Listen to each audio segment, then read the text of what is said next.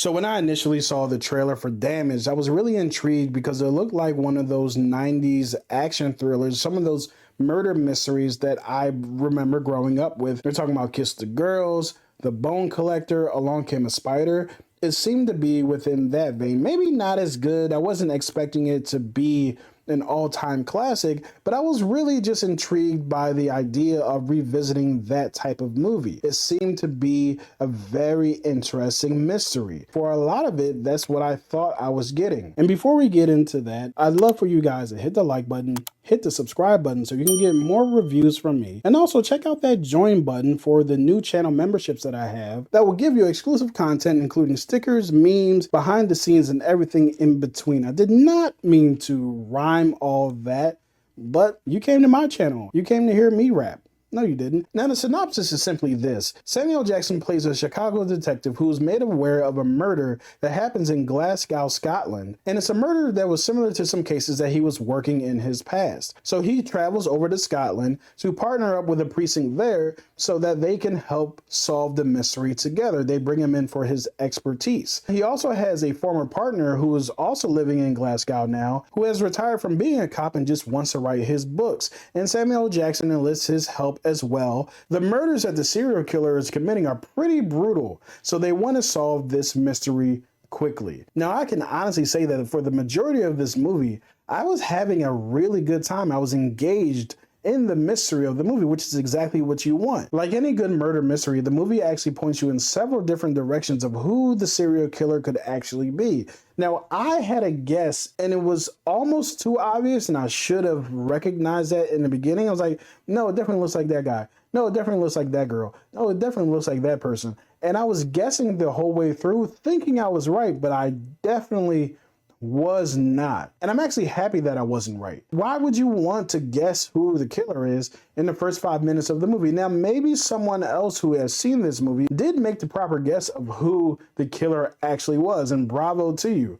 I missed it. I thought I knew, but I didn't. So I give the movie high marks for that. Another thing I give the movie high marks for are the actual murders, the crime scenes. The crime scenes in this movie are pretty brutal. The murders are pretty brutal. Some of the practical effects on the limbs that are scattered throughout are pretty good and kind of made me cringe as I was watching. I was like, oh, please stop showing it, because they show the dead bodies a lot, like a lot. And of course, it's always fun to watch a Samuel Jackson movie where he's a detective, where he's the smartest guy in the room trying to solve a mystery. Those are always fun. We don't get a lot of them because Samuel Jackson plays a lot of different types of roles. He plays villains, he plays superhero characters, he plays all kinds of different types of roles, which to his credit is a big deal. But sometimes you look at a Samuel Jackson movie and you're like, oh, you just took a check. This movie was clearly just a check for you. And he's been in those types of movies. I'm here to tell you that's no different here. At a certain point in this movie, and it's a particular thing that Samuel Jackson does with his voice. He's in Glasgow, in Scotland, mocking one of the suspects who is of Scottish descent. And he uses a mocking Scottish voice. And it's weird because you know for a fact that that is not how it was written in the script. Are you a wolf in sheep's clothing, Mr. McGregor? And he's surrounded by other people who are Scottish, and no one says anything about it. He's like, well, maybe it was you, McGregor. It was like, whoa, Sam, where did that come from? And funnily enough, that's where the movie kind of goes downhill. And it's so late in the movie that I thought was mostly good up until that point. I was like, oh, that was just a little blip in the radar. No, it goes downhill from there. I can honestly say for the first 90% of this movie, I was on board. And then as the movie starts coming to its end and we're getting closer to who the real killer is, the movie jumps the shark, the whale, the stingray, the dolphin. It jumps literally every sea creature that you could possibly think of. This movie turns bad on a dime, like real fast. And a lot of it has to do with Samuel Jackson looking like at some point he just stopped caring about the script.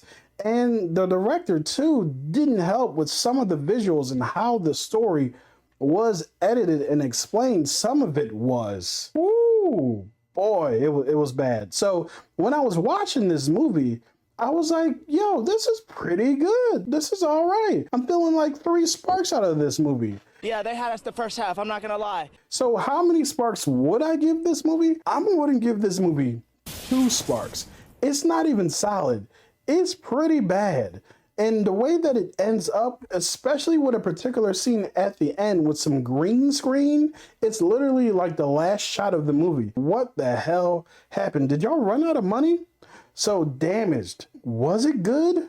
No, but it tricked me. It had me in the first half, for sure. But in the last 2-minute warning of this movie, it crapped the bed big time. Oh, and one last thing. The movie leaves itself up for a potential sequel. I would watch the sequel because I need to know how this story really ends, which is an interesting thing to say when you talk about a murder mystery.